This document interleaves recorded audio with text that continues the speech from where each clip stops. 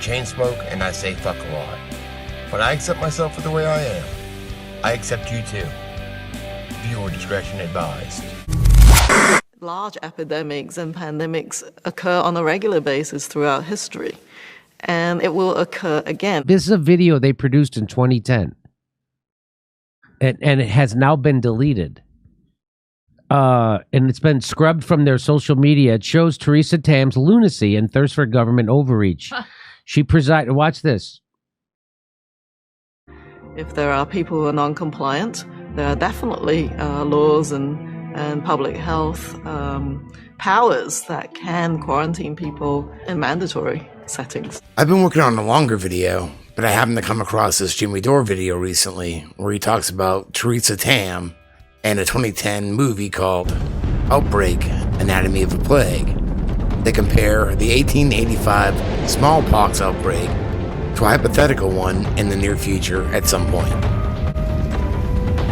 The minute anybody thinks that they have a smallpox case, everybody from the local public health to the provincial public health to the Canadian public health to the CDC to the World Health Organization suddenly becoming incredibly excited. We'll be sending notifications very rapidly within the provinces to the hospitals so that we can tell physicians smallpox has reappeared. Please look out for the following symptoms. And we may send them photographs of examples of what smallpox might look like. The main part of the national contingency plan for smallpox is a strategy that we call search and contain. AKA contact tracing. One more thing. The original documentary is 126 minutes long, but the only versions that I could find have lesser quality audio. Basically on one ear or one speaker, you can hear talking as well as music. In the other ear or other speaker, you can hear just low music. I also found a version of it cut down to 53 minutes, and that audio is much better. I used as much as that as I could. But some of the audio clips will have a much lower and mono audio, so it'll be one side or the other. So if you don't hear anything, switch to the other ear. So you need to know all the different contacts that the case may have, and public health will need to then chase up all of those contacts. Once we've found the contacts are quarantined, are provided with vaccination in order to form a ring of protection around that case. Well, you know, it's easy on paper to say who's in charge. I think the plan looks pretty top-down. It's easy on paper to say who's in charge. The plan looks pretty top-down. This came out in 2010. What else came out in 2010?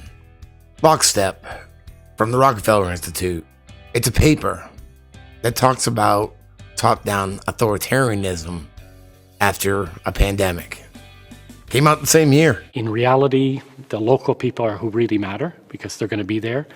And in practice, I think, we saw this with SARS, that nobody was really in charge. We, in Canada, often become victims of our government arrangements. And like I said, it also goes back to an 1885 smallpox outbreak in Canada. In the English community, the pressure to get vaccinated is hard to resist. Editorials in newspapers, even the clergy from their pulpits urge vaccination. On the streets, people stop each other and compare vaccination scars. Not so in the French community. There, editorials dismiss the smallpox outbreak as English hysteria, and the priests in their pulpits are silent. Worse than that, you begin to get really disturbing reports that people are saying there's something wrong with the vaccine, or the vaccine is causing sickness. The rumors are true. The vaccine in use turns out to be contaminated. The English doctor in charge of supplying the vaccine is fired, but the damage is done. For opponents of vaccination, the bad vaccine is a golden opportunity. Smallpox vaccine has one of the highest rates of side effects of some of the vaccines that we have. Certainly with the vaccine you can get a fever, maybe at least 10% of people could get a fever.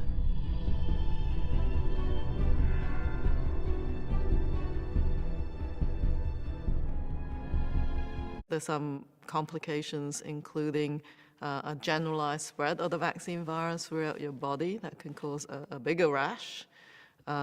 It can result in inflammation of the brain or of the heart as well.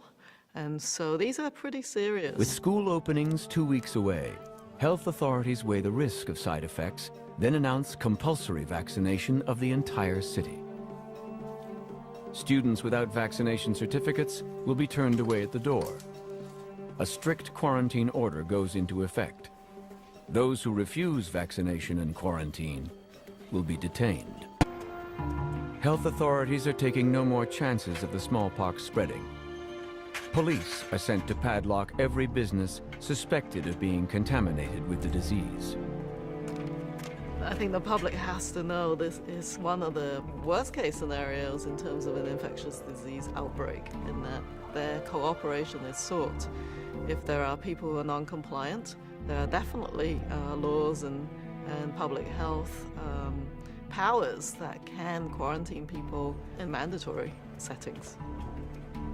It's potential you could track people, put bracelets on their arms, have police and other setups to ensure quarantine is undertaken.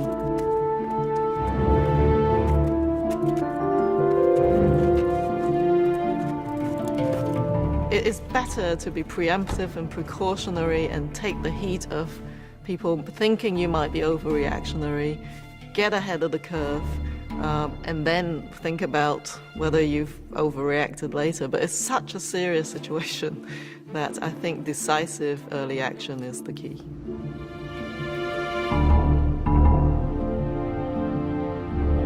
Police checkpoints are set up on all the bridges, and everyone leaving the city is required to show proof of vaccination.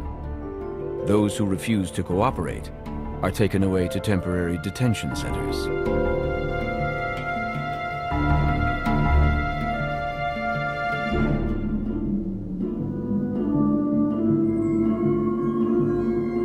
The streets and highways of the city are eerily quiet as the sick remain in quarantine and the healthy stay at home, hoping to escape being infected.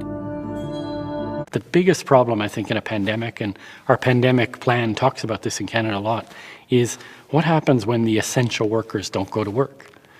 And I'm not talking about the doctors and nurses. I think they sort of have a code of ethics and they're going to be there, most of them. But what happens when the Hydro-Quebec workers don't go to work and we don't have electricity? That's the real disaster that's going to happen, and we forget about those people. What happens when the guy who delivers the milk says, hey, I'm not going in my truck. I'm not going to die to deliver milk. That's the real issue if a disease hits. Hundreds with smallpox symptoms, real or imagined, flock to the hospitals day and night, demanding treatment. Where workers are protesting the longer hours and the dangers of infection. Eventually there's this return to normalcy, whatever the new normal is. And, you know, humans are very, very adaptable to whatever. So the new normal can be a really horrific situation, but people get back to their lives pretty quickly. The New Normal from 2010, the same year that Lockstep came out. The new normal can be pretty horrific, but people will get back to their lives. What are the odds? Fucking stoned. I got